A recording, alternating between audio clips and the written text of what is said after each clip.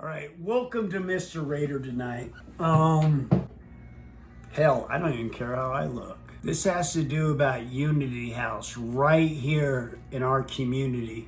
And the St. George City Attorney, Paula Houston, wants to try to shut this particular home down. And you know what's interesting is I actually lived in that particular part of the community when this house first came about 12 years ago. And everybody in that part of the town kind of thought, man, do we really need this in our part of the town?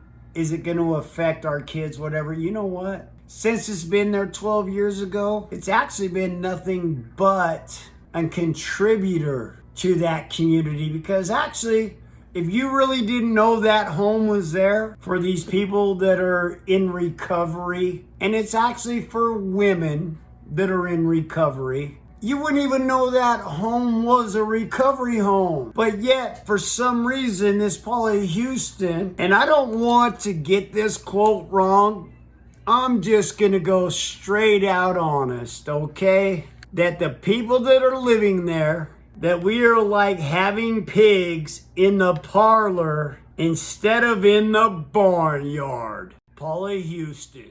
What the hell does that mean? Pigs in the parlor instead of the barnyard? You know what's interesting to me about just that phrase? I've been around a long effing time. I don't even know what the hell that means. Does she mean these are a bunch of swine living there?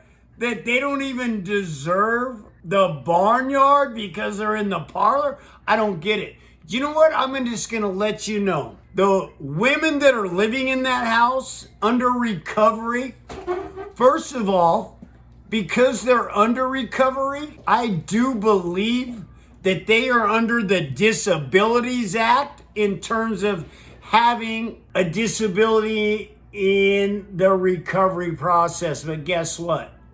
We're not even going to go there. Let's just go to these people are doing what they're supposed to do. All right, I'm definitely going back to my notes because I want this exactly correct for my people living in the Unity House. For the fact that there are other houses within the St. George proper that may be having male residents living there and whatnot. This is the progress that this actual Unity House has done. I don't know if any of you have ever had this happen to your child and your child has been put in protective services, okay?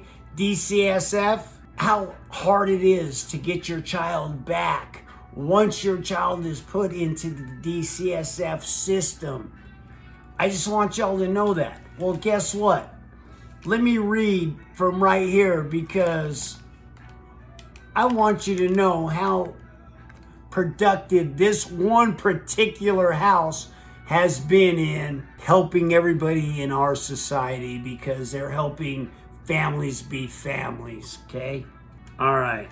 10 women and 4 children reside in the house, okay? 3 mothers have actually gotten their children back. I want you to think about this. 3 out of 10, that's 30%. Do you know what the percentage of you go into just kids that go into the system, that their families actually get them back? I'll bet it's not even 30%.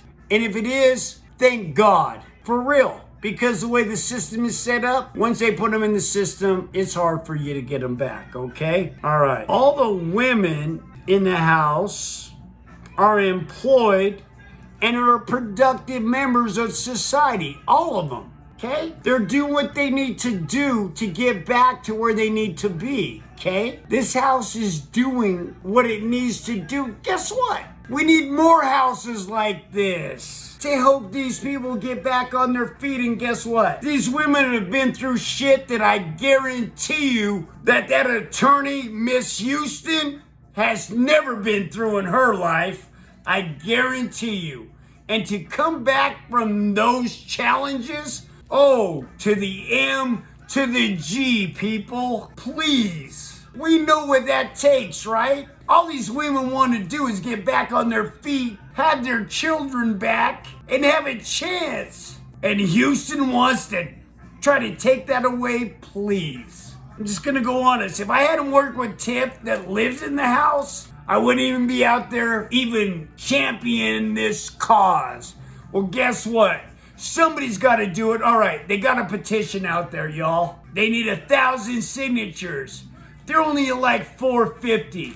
Come on, man. Please. If you believe the way I believe about what's going on in this house, help us out, okay? All right. Oh, two women have successfully completed